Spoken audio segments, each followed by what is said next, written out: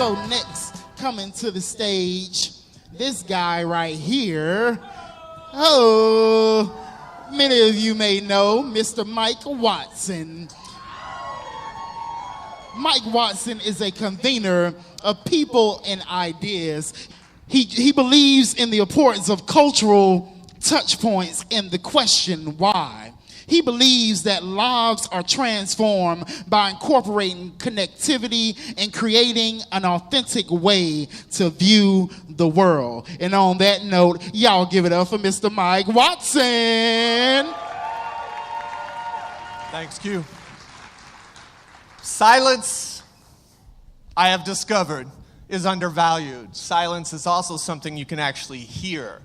Why is it that as individuals we're so afraid to be fully present in a moment with nothing vying for our attention, exploring the silence on our own quiet contemplation? I think the answer is in the question. Fear prevents us from exploring the quiet because it means allowing in thoughts, emotions, and things that I was trying to avoid. We're trying to avoid these things and fill the space with noise, but there's danger in this noise. We need to make sure that we are quiet because we can be quiet and be powerful. Today, people are louder, even in shared public spaces. Quiet compromise and basic manners are tough to find. The world is nonstop and chaotic. Headphones, iPhones, cell phones. Please stop eating when you're on your phone. It seems that we have become stimulated and strangely comforted by this noise. However, after the chaos of turn and talk and exchanging ideas and mapping out scenarios day to day, we're overstimulated and overloaded. Our brains are full. We cease to think with clarity or good judgment. But because of this uninterrupted noise, there is this idea of self-awareness and self-presence.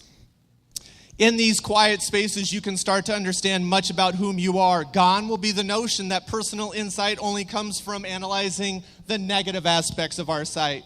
Instead, with a recommitment to creating silent spaces for ourselves and others, we can have a positive self-space. The silence of the joined individuals will reverberate throughout our communities, allowing, as Deepak Chopra states, for our biological rhythms to become the symphony of the cosmos. Music embedded deep within us, to which we dance, but we have no idea what the tune is. This Zen-like trend already has a base of support in projects like this, the Black Lodge, a triangular hut on a deserted beach, just sitting there waiting for tourists. No luxury amenities, only a board, a stool, and a table. These spaces are not only architectural in nature, but innovative fashion designers are creating them as well, showing that what we wear and what we construct as shelter can actually be one and the same. To inhabit a space is to assimilate it to your body. The body is a quiet building in our society.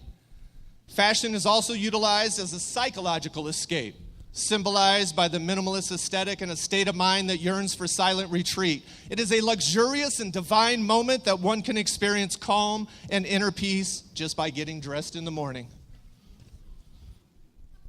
Additionally, cultural trends, once considered antiquated and out of place in our fast-paced, non-stop world, will reestablish themselves as powerful and postmodern vehicles of contemplation.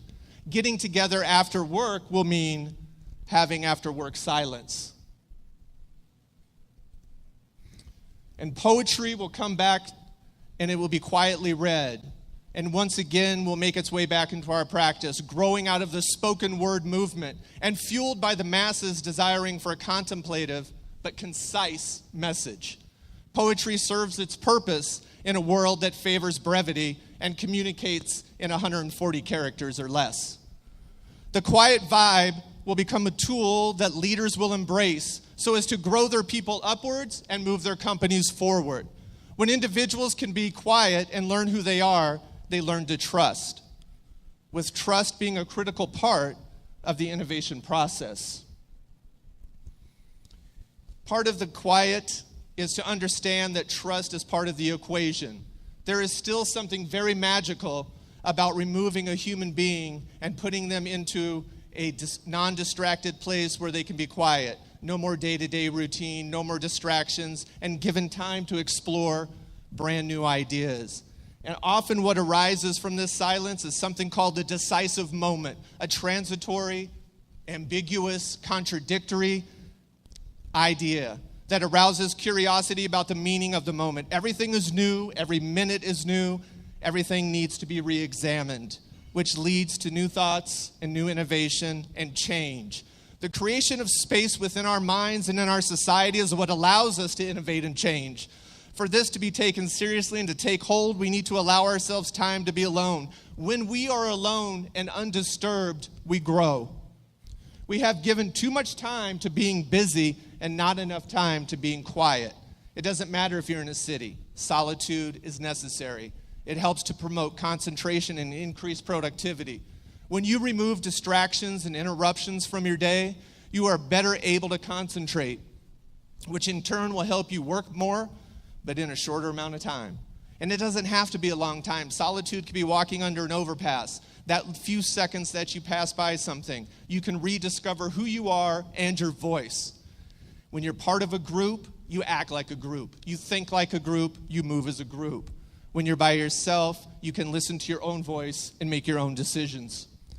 Solitude allows you to reboot your brain and unwind. Constantly being on doesn't give your brain a chance to rest. Being by yourself with no distractions gives you that chance to clear your mind, and it gives you an opportunity to revitalize your mind and your body. Solitude helps you work through any problem you have more effectively. It's hard to find effective solutions when you're distracted by all the incoming information. Calls, text, emails, Instagram, Pinterest, videos, or just another human voice. Giving our attention and our intention to moments of silence is one of the most powerful ways to reawaken happiness within us. My vision for all of us is to experience these moments, and my challenge to all of you is to start to create spaces in our community for silence.